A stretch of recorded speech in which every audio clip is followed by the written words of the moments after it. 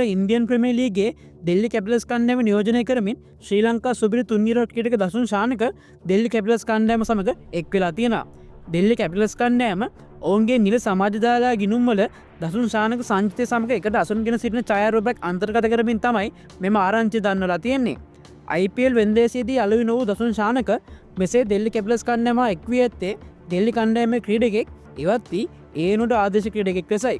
එනම් දිල්ලි කණ්ඩායම මිලදීකත් එංගලන්ත ක්‍රීඩක හැරි බෲක් IPL තරඟවලින් ඉවත් වීමත් සමගින් තමයි හිටපු ශ්‍රී ලංකන් නායක දසුන් ශානක දෙල්ලි කැපිටල්ස් කණ්ඩායම සමගින් එක් වෙලා තියෙන්නේ.